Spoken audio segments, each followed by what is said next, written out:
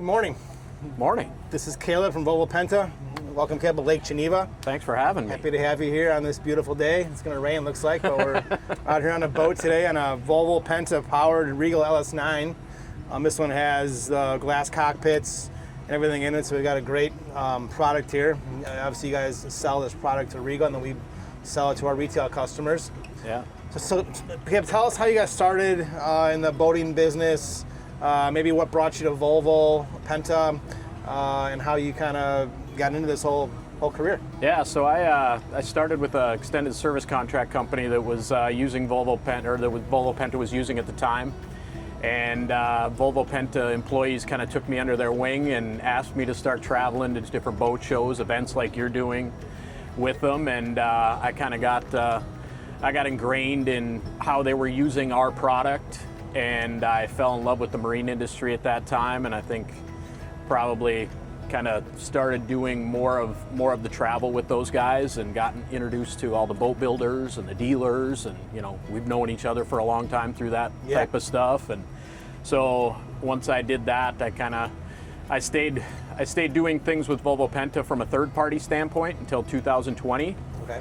Or 2020, and when we basically went through and I took over the Midwest territory from an OEM and sales manager standpoint. And also they asked me to help with Regal a little bit, so I managed the relationship with Regal and that crew. And so that's, I think it's a really nice piece to be able to do, is, be able to service you guys and know what's going on at the factory at the same time. Behind the scenes kind of, yeah. So that's great. So the Regals are made in Orlando, but you're obviously the Midwest rep, but you got the honor of, I guess, being their OEM rep as well, so that's great. Yeah, and I mean, Midwest is sterndrive country, right? I mean, people like their clean transoms, people like their surfing. We have a lot of freshwater lakes up here, and big swim platforms. Big swim platforms, right? We talk about that with the LS36, so yeah, right. It's kind of I enjoy being a part of this territory for the sterndrive stuff. So our customers really only see like a finished product, and most of them don't even open the engine hatch up, because that's why they have us, right? Like, change my oil, make sure the boat starts. That's important to them. So our customers never really see like behind the scenes, whatever. So like, I'm like a day-to-day role. Like, what do you do at Volvo? What's your day-to-day? What does it look like? What are you responsible for? Things like that. So my job is really to basically create relationships with you guys, the dealer, and train your salespeople so that they're comfortable with the product, so that when your customer, because you guys are the ones that are really, getting that confidence to the customer, right? So my job's really to train those people, create relationships with the ownership at the dealership, salespeople, and then I always say this: I don't always know to, have the right answer. I need to teach you where to go find it, right? So when you call me and say, hey, I've got this problem in service, or I've got this problem in, sales, I can get you to the right department that's going to help you with that. So we really focus on the sales piece of it, and what I tell the sales people all the time, your sales people, is, hey, let's find 5 things that you can know about the engine. Use 2 of them in the sales process, and if you need to build more value, go to the other 3 that you have at that point. So we kind of try to train that piece of it with the salespeople, and that's what my real job is. But my other job is I'm on the front line, so I need to be able to handle all facets of it and get you guys to the right department that puts your customer back on the water faster. If we have a breakdown or out of water experience, yeah. Yep. So obviously, Jerry, is one of the things that we really focus on there is customer service and service after the sale. We were awarded Regal's top CSI dealer in 2024, and we were awarded last year #1 dealer by Boating Industry Magazine for the service department. So we really focus on like getting our customers taken care of, always on the water when they want to use the boat. And that's what's most important to us, is the service after the sale. Yeah. So how does your role help us, or help your dealers keep the customers on the water? Yeah, so I guess one of the things is, you and I have a pretty good relationship, right? So if you're having an issue in service or warranty or something like that, I can get you guys to the right department to escalate that, to help, kind of ease that pain or whatever. I mean, it's unfortunate if a customer has a problem, but when they do, we want to be there to solve the problem right for them, right? And so my role is really, hey, when I get that call from you, let's marry you up to the right department and the right person to do that. I mean, So you get us to the right department right away to resolve the issue without having to go through a bunch of different steps that are probably unnecessary. You know? We have an entire team of, service reps that are traveling the field as I am, and then, that deal with the dealerships on that end. And then we have a whole group of field service engineers that basically, if there's something that one of your techs can't figure out and that we need to basically go ahead and, come help you with, they're like our firefighters that basically we send them in, and then your techs can sit down with them and say, hey, I tried this, and they walk through those things. So sure. We have that support. And then as you talked about the OEM piece of it, we have an applications engineer that is in Regal once a week at least. And all of the things that you see before Regal puts a boat out and puts that engine under the hatch is basically been tested and approved and all those types of things. So he's constantly working with that production team to eliminate any of those errors that could happen in manufacturing or whatever, and continue that process to provide a better customer experience when you get the boat. Awesome. So. I mean, that's what it's all about, is having to come to us, be ready to go pretty much, rather than batteries, fuel, getting it cleaned up, and getting to our customer as soon as we can, because most of them are buying them pre-sold. They order a boat, it comes in, and they want it like right away. Yep. They don't want to wait for it because there's a motor issue for 10 days, whatever. It's supposed to go out the door. So that's important for us and Volvo and the customer to get them out the door right away. Yeah. The less time we have to spend on the phone with you, the better customer experience that customer has. So Volvo, I feel, has really stepped up their game in technology in the last 5 or 6 years. I'll be honest, we sold a lot of Merc Cruisers back in the day. Then we finally started selling like 50-50 like 7 or 8 years ago. Now we're 99% Volvo Penta. And I feel that we appreciate that, Mark. Thank you for that support. No problem. But I feel that the technology in these boats with the Volvo Penta power plant is far superior than what Merc Cruiser is offering us right now. Like the glass cockpits are better operating. The new silent shift drive is the new EVC2. All the things that make this boat more user friendly and more customer focused on making them have a great boating experience is why we picked this product. So like, what are you most excited about, and what do you think is like the number one innovation they've come up with the last couple of years? And we have the forward drive, EVC, glass cockpit. Now we have the surf control in the glass cockpit. All these new innovations that really helped us sell more boats. Yeah, I think the surf segment continues to astonish me. Right, stern drive surf, and where that versatility that the drive creates for a customer to really have a situation where they can do a lot of different things with the boat, right? They're not pinned into one thing of water sports or... We call it a Swiss Army knife. Yeah. It's a good cruiser, good this, good that, whatever, Yep, and I think that's the biggest piece of what I see and what I'm excited about, is that so many manufacturers are jumping onto that. And when we came up with the surf drive, or the forward drive in 2015, I mean, now it's been out there 10 years. Right, and it's, I think at first everybody was kind of like, well, where's this going to go? And I think we even had that question too. And now it's, it's a mainstay. It's approaching a big portion of our business. So the boat business is kind of volatile. Inflation, economics, all those things make our business kind of have ups and downs, or kind of waves, I call it, I guess. What's one of the biggest challenges you see in the future with boating going forward? What are the challenges for the marine industry going forward?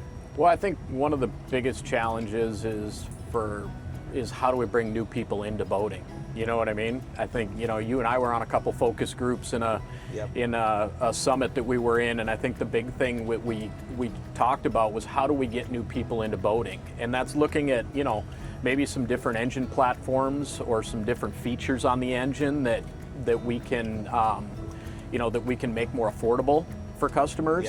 and get that guy into boating so he gets excited about this lifestyle, right? We take this for granted because we get to do it every day. Part of our job. You know, it's part of our job, right? Good or bad, but it is, yeah. But, you know, you wouldn't believe when I tell people what I do, how many times they're like, oh my gosh, I'd love to do that.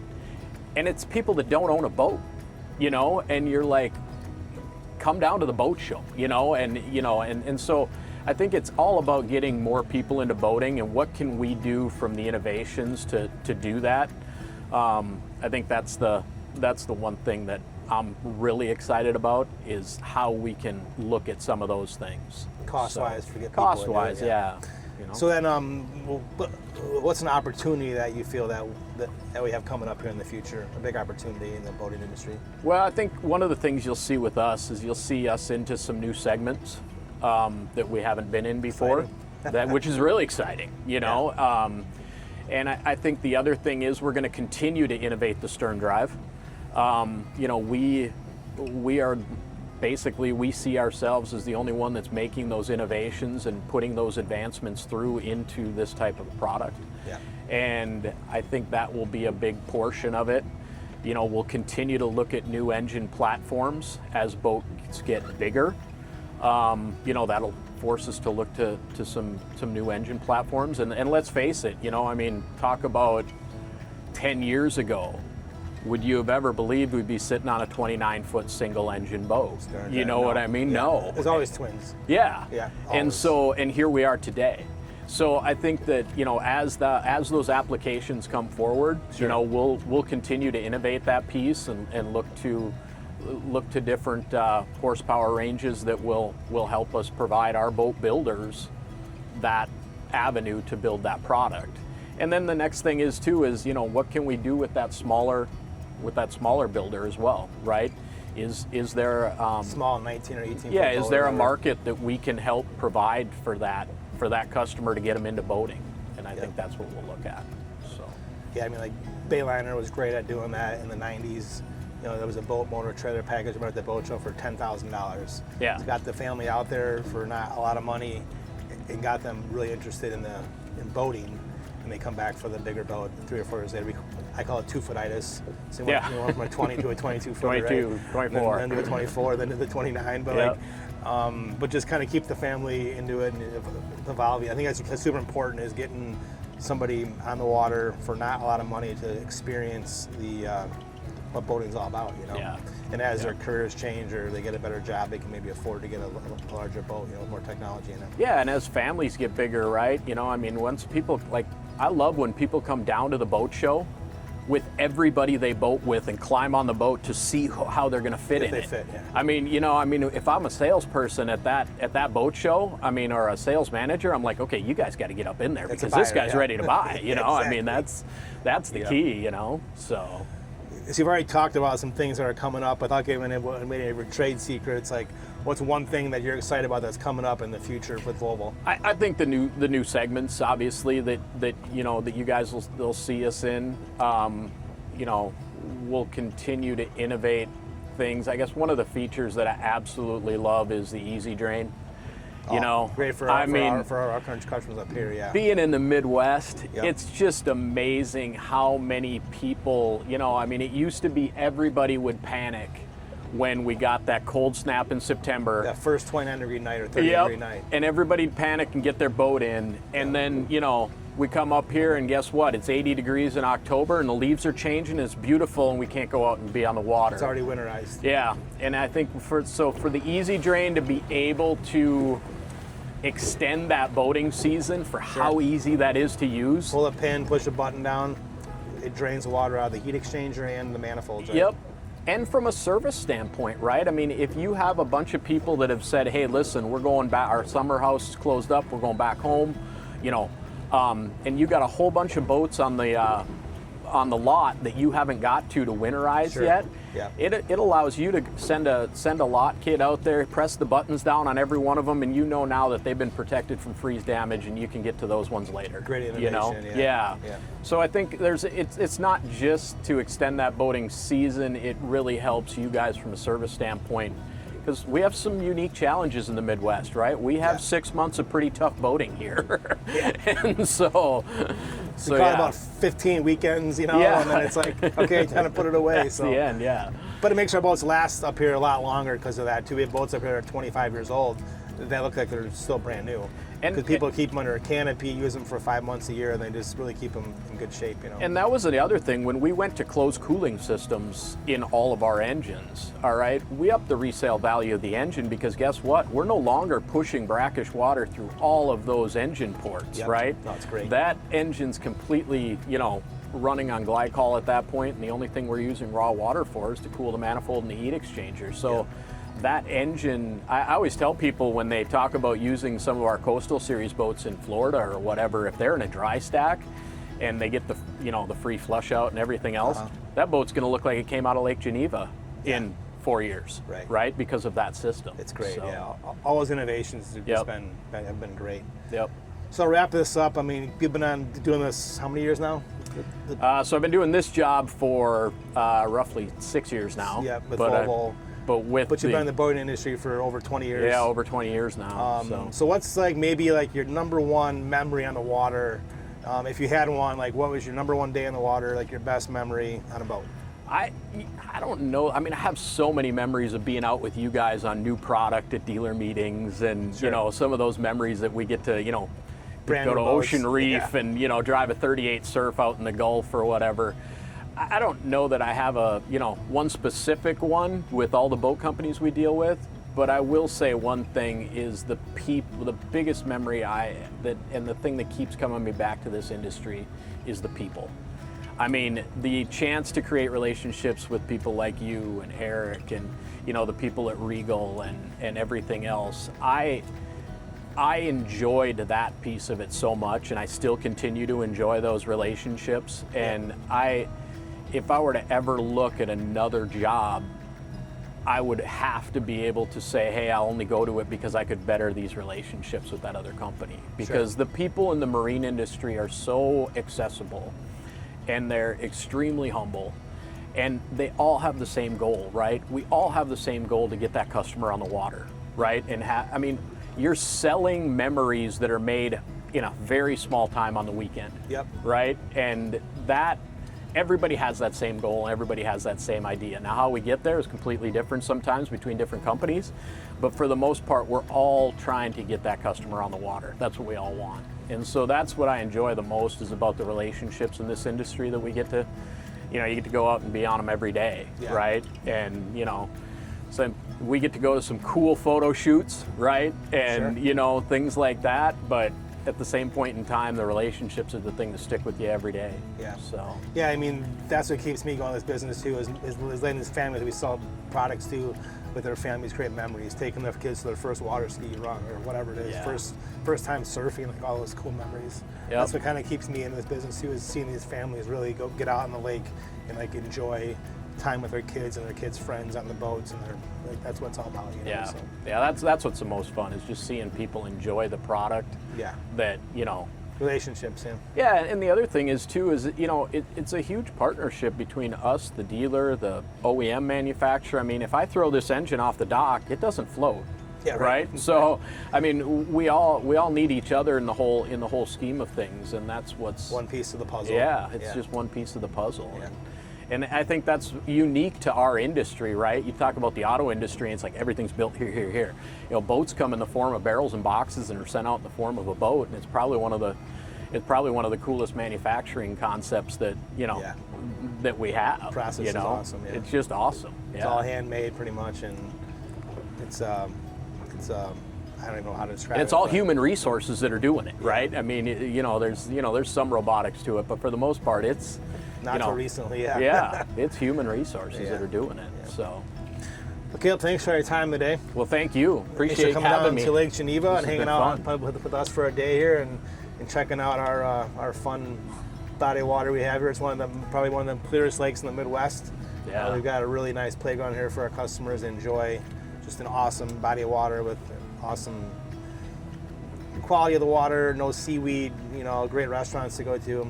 This lake is incredible, so I'm happy to have you here and show you around our town. So thanks for coming. Sweet. Appreciate it again, Mark. Caleb. Thank you.